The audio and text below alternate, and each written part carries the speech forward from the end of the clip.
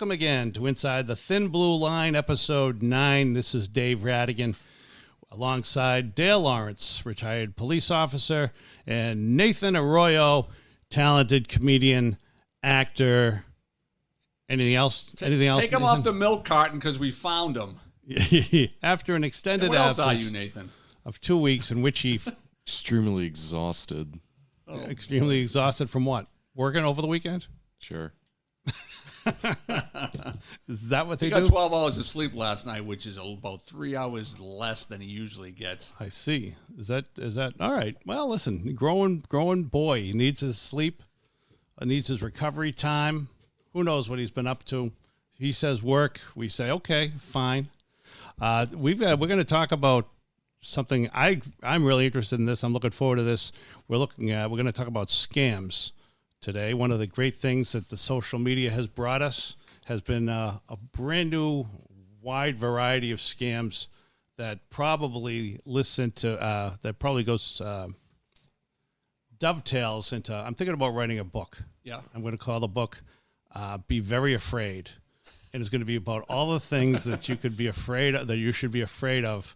That the courts can't protect you, cops can't protect you, and scams obviously top the list. But before we do scams, I've got a couple of stories from the news. You guys all know the news, and Dale would like to get your comments on this, and Nathan, you too, especially this first one, Nathan. This is perfect for you. Yeah. From Fox News.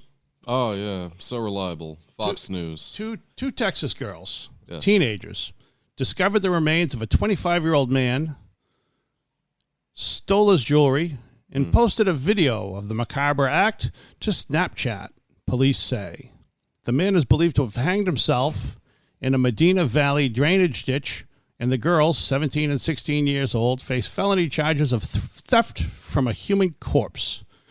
And, of course, do you think to yourself, first of all, who would think that stealing from a corpse? Yeah, who's the victim? No victim. Who reported the crime? Exactly. Nobody. Yeah, and that was them. It was them because they were. I think they were. Originally, they were interviewed as witnesses, but then the deputies received a copy of a video that was circulating on social media on their Snapchat. I guess was it their Snapchat or was it somebody else's? It's not clear. It's not clear They here. probably threw it up on Snapchat, and then they might have took it down, but someone could have copied it and left it up there. So, yeah, once it goes out there, it kind of goes to all their friends. And so, obviously, one of their friends has some morals, and they reported it. Or maybe somebody who didn't. Yeah, maybe one of their Snapchat friends or their real friends, one of the two. I know, Dale, that all of your friends on social media are your friends. Absolutely. Actually friends. You don't have me. I have probably 1,000 people I don't know, and then the other 1,000 people I don't want to know. Anyway, according to an affidavit, one of the teenage girls told the deputies that she did it because the necklace, quote, matched her fashion style.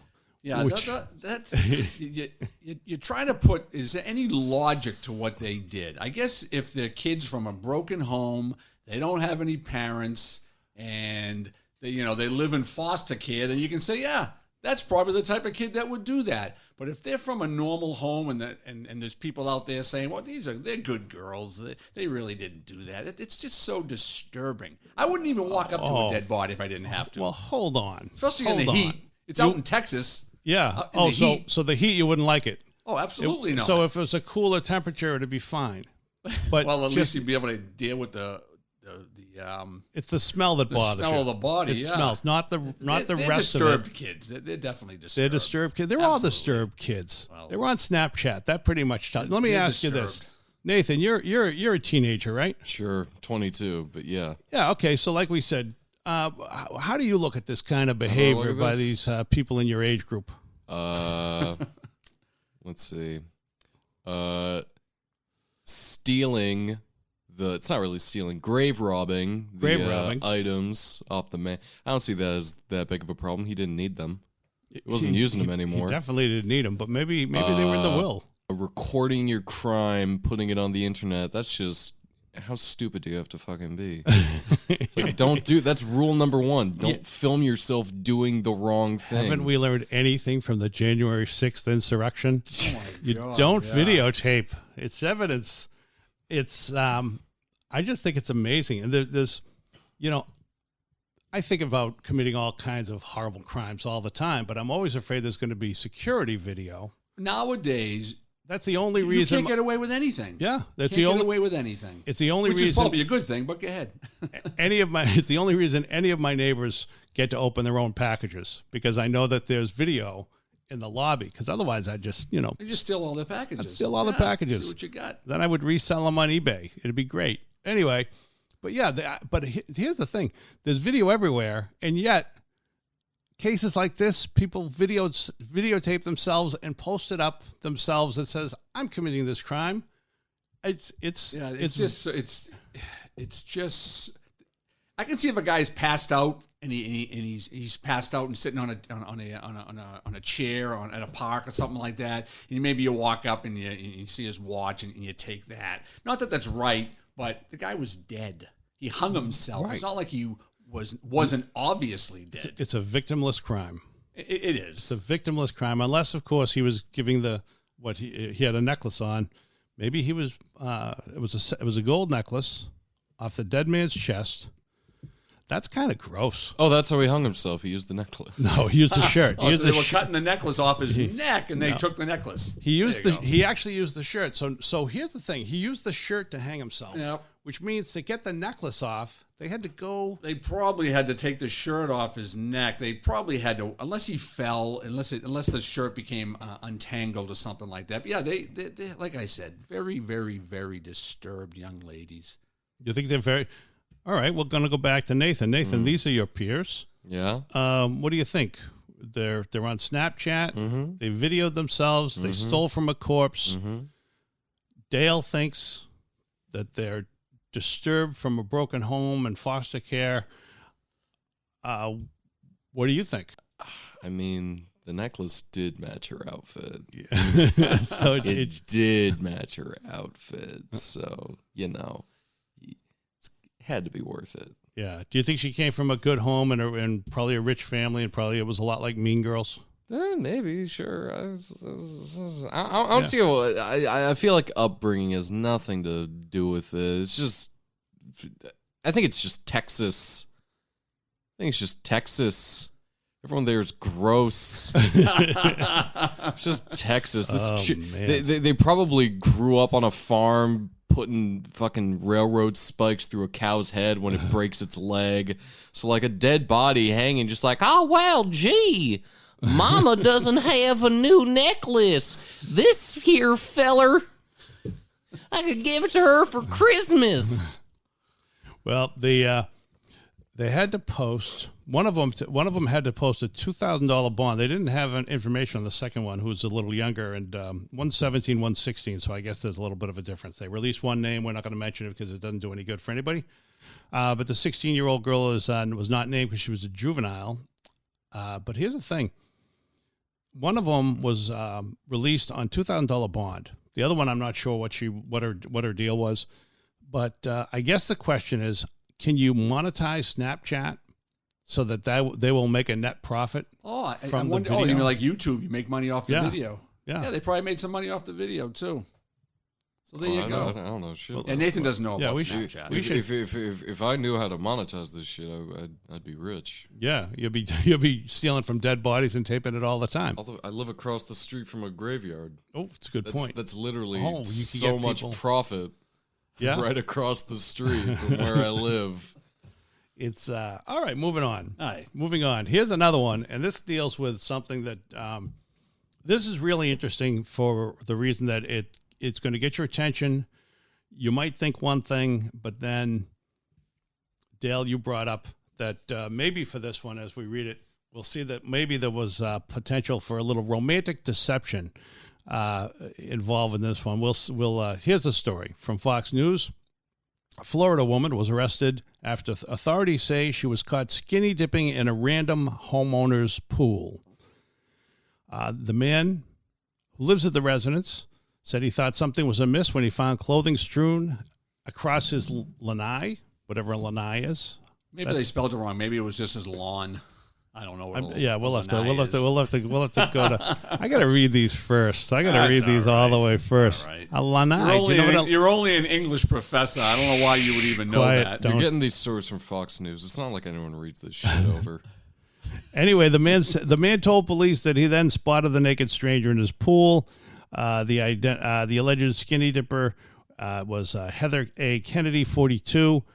Responding deputies claimed Kennedy was confrontational and resisted arrest. She was taken to Charlotte County Jail, where they say she refused to tell them her name. They said they were able to identify her through previous jail booking photos. So you say to yourself, this woman was probably had mental health issues, had been involved with police, and Probably drunk, maybe. Very she was, clear that she wasn't attractive, because if she was attractive, this guy would not have called the cops. All right, that could be. But Dale has a whole other theory on this. He has a whole other theory on this. My twist is, well, first of all, my first response is the cops went there. She's naked. The guy, homeowner, it's his property. She's trespassing. She broke in. So they arrest her. Pretty cut and dry. Yep. However, the other side of me says this. Which is the other side? The cop side of me. Okay. The very untrusting, suspicious side, everyone's guilty side. Okay. Just because I've seen a situation like this. You've seen a situation? Well, similar to this. We got a call from a lady. She came home, and it was like 5 o'clock at night. She came home with her kids, and she smells her grill in the backyard is on. Someone's cooking on her grill, and her husband's car isn't there. So she goes out into the backyard, and then there's this 30-year-old attractive lady cooking on her grill. And she goes, "Who are you?" And she says, "Well, who are you?" She goes, "Well, this is my house. I live here with my husband and my 2 kids." And she goes, "Is your husband's name," I'll just give a random name, "Jimmy?" She goes, "Yeah, how do you know your husband?" She goes, "Well, I've been dating him for 3 months." And he says he's not married. And she found out where he lived. So she came over there to cook some food for him. As a nice surprise for Big when he surprise, came home. surprise. That's the worst. So that's the way I see it, okay? So if the husband came home, or if the husband and wife and kids came out of the car, he probably would have denied any knowledge of her. Okay, so you think it could be that there was no mention of a wife in the story, but obviously there wouldn't be. It could be that the guy comes home, he's with his wife. It could have been random. It could have just been a random lady just jumping in a pool. He could also have come home. Now imagine this. Let's say you're a single guy. Yeah. And you come home and you've got this, and let's say she's a good-looking woman. You come home and there's this good-looking naked woman in your pool. Now, obviously, guys, "Oh, what, I do this, you know what I mean? That macho thing." But in real life, what would happen if you were a single guy and you came home and there was a good-looking, age-appropriate naked woman swimming in your pool? What would I do? Yeah. I wouldn't do anything, because that's not the right thing to do. I would think. If she's intoxicated or under the influence of drugs, then nothing, because now you could be held liable for taking advantage of her sexually if she's incompetent to give a appropriate answer, yes or no. Okay. So yeah, there's definitely a part of the law that says an intoxicated person can't necessarily give consent. Okay. What about hold on. Let's get Nathan to weigh in on this. Nathan, you come home, there's an age-appropriate woman, naked in your pool, you're a single guy, you don't know her. What do you do? Hi. How are you? Are you enjoying the pool, miss? Is there anything I can get you? Would you like a beverage, a snack? I'll be in the living room if you need anything. Wow, you've got game. Yeah, so back to my story. Yeah. Probably 2 or 3 months later, the house went up for sale. Oh, okay. And they sold the house, and the family moved out, and they got divorced. So obviously there was some truth to whatever that lady was saying, that she was obviously dating the husband. But to me, it's more of a fatal attraction. Imagine that, Dave. You show up, you meet some girl at a comedy club. Yeah. You just hang out with her after the show, and she finds out where you live, and she's sitting in your lobby when you get home. Yeah. That's a pretty nutty. Yeah. That's a little scary. And as you know, many magazines for